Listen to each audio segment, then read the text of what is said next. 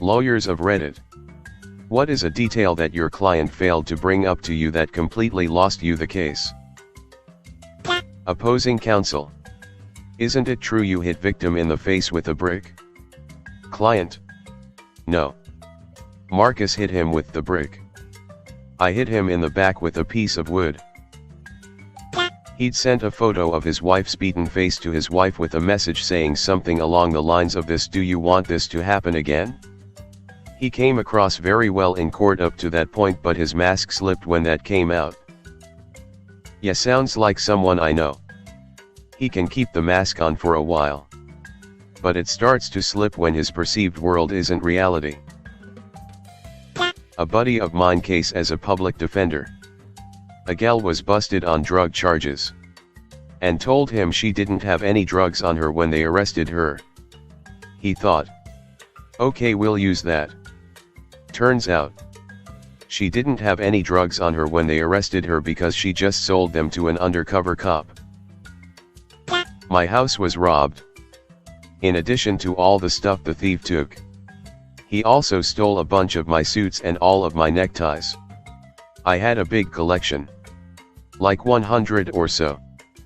However, the thief left fingerprints on a hard plastic box that I kept spare change in. Fast forward 3 months. The thief is caught in the act of robbing another house in the same neighborhood. Same detectives on my case and this new theft. They fingerprint the guy and the fingerprints match the ones from my house. At the thief's arraignment, I see him stroll in wearing my suit and my tie. I tell the district attorney. He says there's really no way to prove it.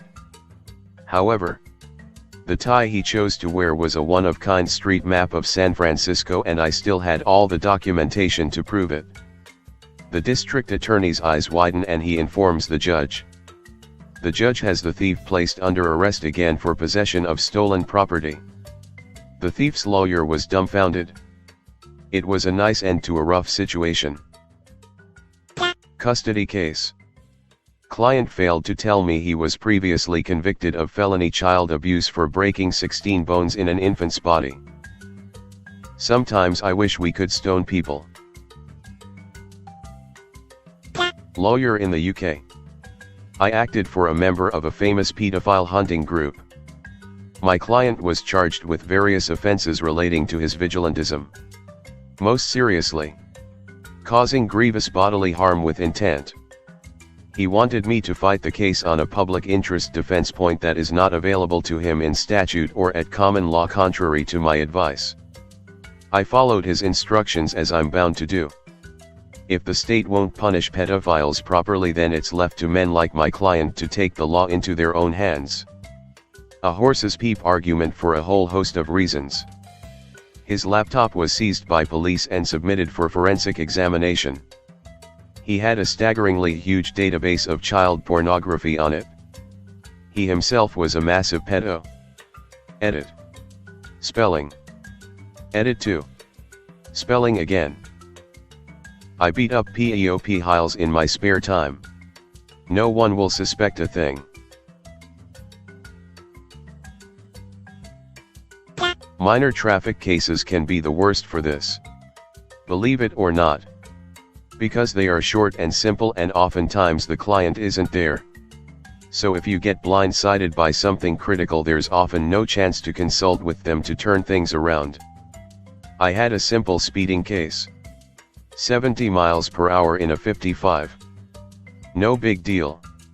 If she does a driving improvement course, the court will usually dismiss or reduce those, since her driving record wasn't bad. When I showed up for her, I found out that she had been driving 70 up an unplowed snow lane to get around all the others' cars traveling in the lane that had been plowed because they were driving too slow. I didn't know it was even possible to drive 70 on fresh snow. The officer stated he'd already cut her a break by not writing the ticket for reckless driving, and the judge politely agreed he didn't feel comfortable reducing it under those circumstances.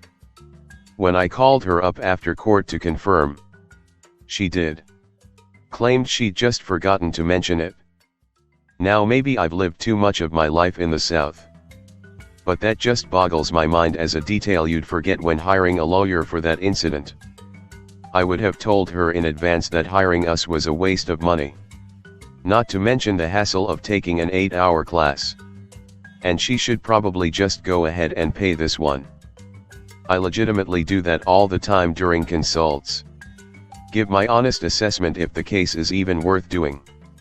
And so by omitting that detail she harmed herself for no reason. At least she took it well and didn't get defensive. Friend of mine is a defense attorney. He was representing a guy with a lengthy record for assault. Basically this guy took an A/C unit and threw it at his girlfriend. My buddy tells me he was able to get a plea deal for 1 year probation, no jail time. The judge is all ready to accept the deal when he asks the defendant if he had anything he would like to say. The defendant responds, "Yeah, I don't know why they charging me with assault, I never touched her. I just threw an A/C at her. This is bullspeep." Judge rescinded plea deal because of defendant's attitude/lack of remorse.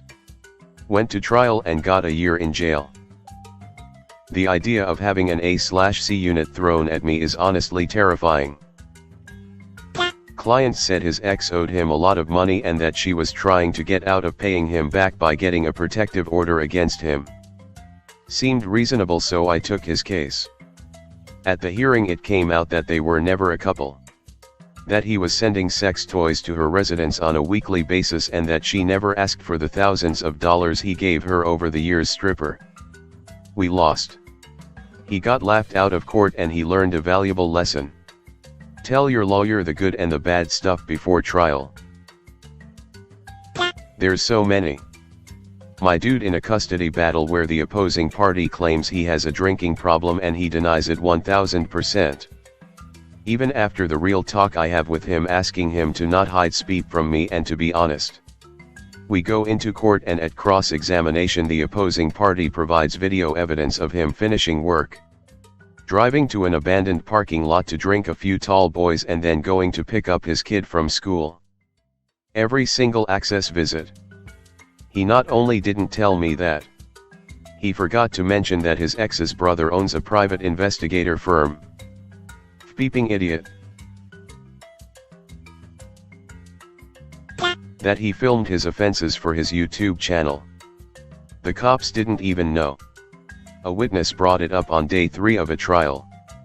It was a nice quick change of plea that afternoon. So you're saying it's just a prank? Bro. Isn't a valid legal defense. Case as a paralegal. Negligence case. Client argued that a lack of street lights and a cyclist he couldn't see was responsible for him hitting a wire pole. Upon discovery, the first respondent's report indicated that they found the driver in the driver's seat, pants down, with porn playing on the phone. Wasn't difficult to figure out who was negligent at that point. Your Honor, if the cable repairman had simply fixed the cable in accordance with professional standard practices, my client would have had no other recourse but to keep his ostrich in the corral on the evening in question. Employment case. We got to the deposition of my client and all set up. The first question is, please state your name. The client looks at me and says, can we take a break?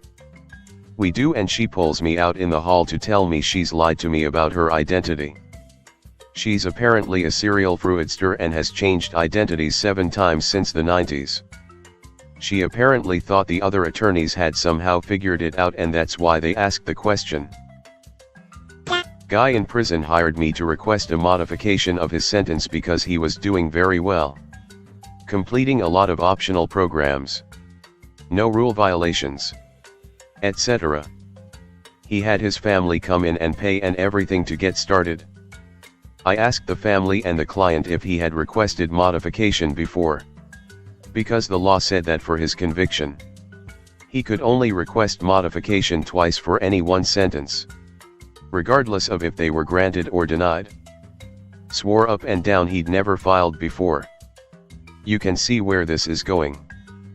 After spending a few hours going over records and preparing documents, a copy of the CCS, the case record, basically finally arrived. He'd personally filed for modification 6 times since he was sentenced, with handwritten pleadings that were all denied. So the one he hired me for was a waste of time and would never be considered at all.